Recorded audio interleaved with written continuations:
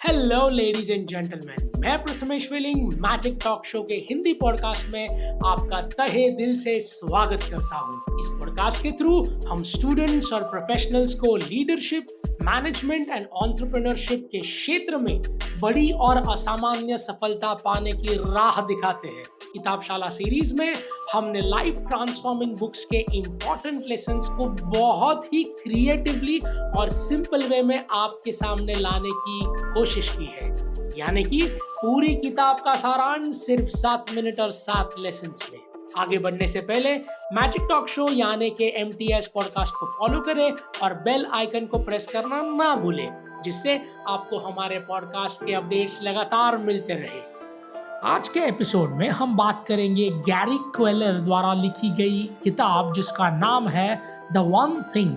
ये उन लोगों पर केंद्रित है जो जीवन के असमस्य में भी एक चीज पर अपना पूरा ध्यान लगाकर उसे हासिल करना चाहते हैं और वो ख्याल आगे रखते हैं।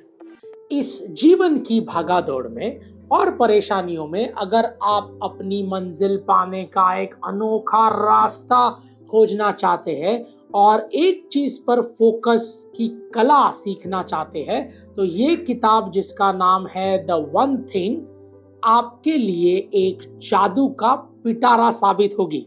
ये किताब उन लोगों का एक समर्थन करती है जो 9 to 5 की नौकरी छोड़कर अपने लिए कोई अनोखा रास्ता खोजना चाहते हैं। ये आपको वो करने की सलाह देती है जो आपको दिल से अच्छा लगता है और जिसमें आप महारत हासिल कर सकते हो। आपने कहां से और कैसे शुरू किया है ये मायने नहीं रखता, आपने शुरू किया है ये मायने रखता है। तो उठिए और शुरुआत कीजिए, वरना सोचने समझने में हम समय गुजार देंगे। तो चलिए जानते हैं इस किताब के 7 life transforming lessons. Lesson number 1, स्पष्टता ही कुंजी है। Clarity is the key. लक्ष्य पाने के रास्ते में स्पष्ट होने का मतलब ये नहीं है कि आपको पता हो कि मंजिल क्या है और कहाँ है, बल्कि स्पष्ट होने का मतलब उस मंजिल तक पहुंचने का एक एक कदम आपको पता होना चाहिए। क्लैरिटी से लेखक का मतलब है कि आप हर बात की गहराई तक जाए और उसे एक गोल को पूरा करें, जो अगर पूरा हो जाए तो फिर लक्ष्य आसान हो जाएगा। क्लैरिटी पाने के लिए जरूरी है कि आप हर चीज की तह तक जाए और पूरी तरह से उस चीज के बारे में जान लें, जिसे आप उन कामों को पहले से अधिक बेहतर कर पाएंगे। जब हम जो जरूरी है उस पर दिमाग लगाते हैं तो हम फालतू चीजों पर टाइम वेस्ट करने से बच जाते हैं।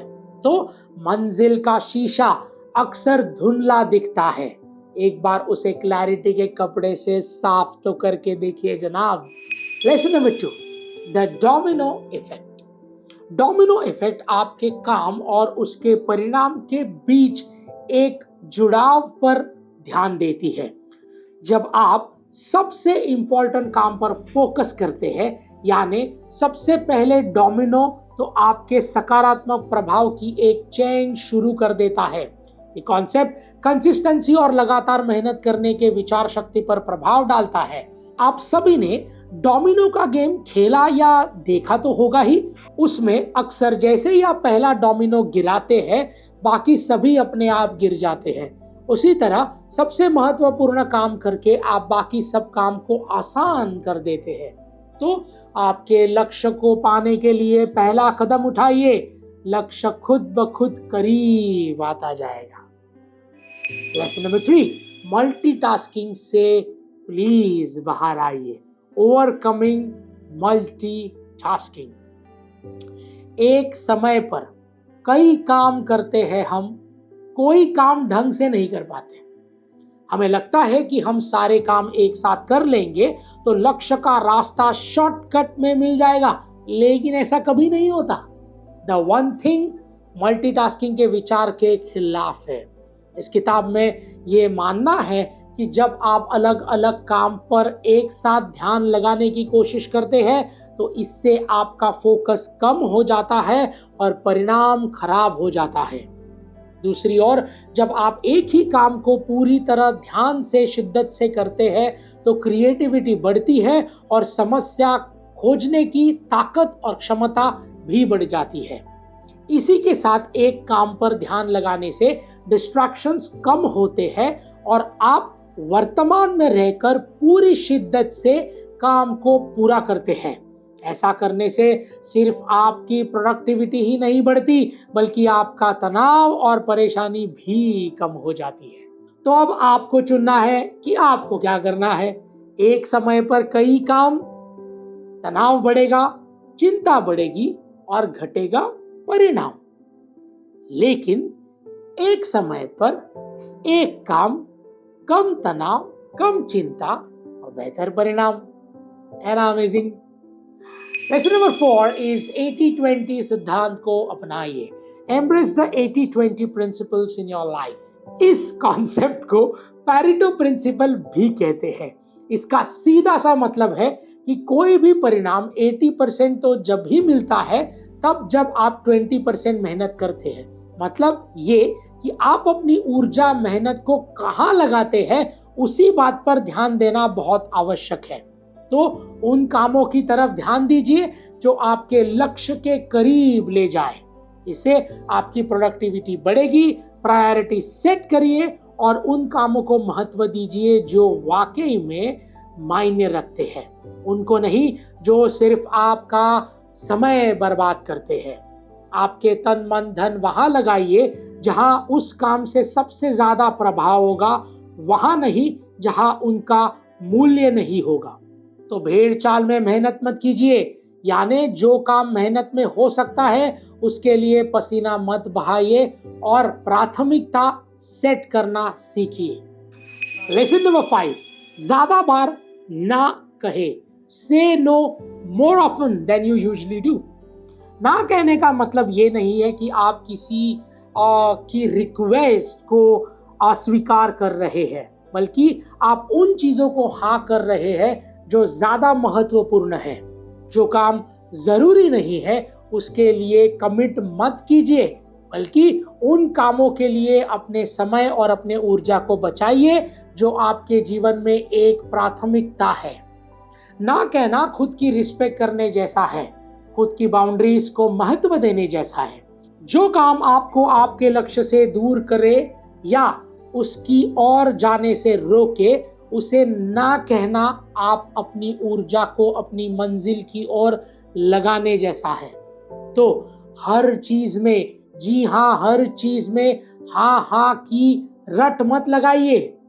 यहां दूसरों के लिए अच्छा है कि आपके लिए एक सजा, बल्कि अगर अंदर से खुशी चाहते हैं तो जरूरत पड़ने पर ना कहकर देखिए तो सही। लेसन नंबर 6, उद्देश्य के साथ लक्ष्य निर्धारित करें। Purposeful goal setting. पर्पसफुली लक्ष्य निर्धारित करने से लेखक का मतलब है कि इसे धुंधली मंजिल को मत देखिए, बल्कि एक साफ लक्ष्य को देखिए जो आपको मंजिल की ओर ले जाएगा। अपने गोल्स को सेट करने के पहले थोड़ा नाप तोल कर लीजिए और ये भी सुनिश्चित कर लीजिए कि आपके गोल्स आपके संस्कार और ज्ञान के अनुरूप हो। लक्ष्य आपको हर रोज मेहनत करने की दिशा में और प्रेरणा देती है। इससे उन्हें सोच समझकर निर्धारित कीजिए।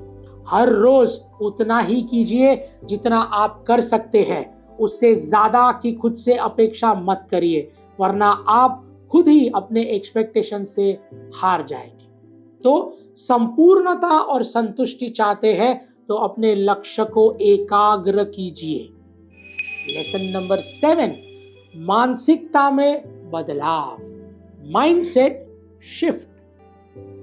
अगर आपकी मानसिकता ही सफलता वाली है तो चुनौतियां और असफलताएं आपके रास्ते की बाधा नहीं बनेगी। अगर आप सफलता को लक्ष्य के रूप में देखेंगे तो रास्ते में आने वाले हर मोड़ आपको एक अवसर की तरह लगेगा जो आपको आपकी मंजिल की ओर ले जा रहा है। लेखक हमें एनकरेज करते हैं कि हमें असफलता को एक ही हार, एक रूप में नहीं बल्कि एक फीडबैक के रूप में देखना चाहिए जो हमें सफलता और करीब ले जाती है। जब आप बेहतर बनने की सोच रखते हैं तो आप खुद को हर प्रकार से ढालने की आदत डाल लेते हैं। तो अपनी पूरी क्षमता को खोजना है तो सफलता ही मिलेगी, यही विश्वास को बरकरार रखना है। दोस्तों, इसी के साथ हमारे 7 लेसन्स पूरे होते हैं जो कि बहुत अद्भुत है। द वन थिंग इन लोगों के लिए एक बहुत ही अद्भुत किताब है जो अपने सपनों को पूरा करने की चाह रखते हैं। ये बुक एक शिद्दत की तरह हर कदम पर आपका साथ देगी और आपको हर क्षेत्र में सफलता का मार्ग दिखाएगी। लेडीज एंड जेंटलमैन, इस किताब को एक ज्ञान का खजाना समझना बिल्कुल सही है, लेकिन आपके दिमाग को सिर्फ इंफॉर्मेशन से भर देना हमारा मकसद बिल्कुल भी नहीं, बल्कि हम बस एक माध्यम है जो किताबशाला के जरिए दुनिया का सर्वश्रेष्ठ ज्ञान आप तक सिंपल भाषा में पहुंचाने की आसान सी कोशिश कर रहे हैं। तो इस ज्ञान को सिर्फ ज्ञान ना रहने दे, इसे अपने रोजमर्रा के जीवन में इस्तेमाल करें और अपनी जिंदगी को नई ऊंचाइयों तक ले जाए। किताबशाला के अगले एपिसोड में फिर मुलाकात होगी जहां हम बात करेंगे 3000 स्टिचेस की, जो हमें ये सीख देती है कि बुरे समय में भी दया का भाव रखने से हमारा जीवन किस प्रकार सकारात्मक हो सकता है। So ladies and gentlemen, this is Prathamesh Welling signing off. Until we meet next.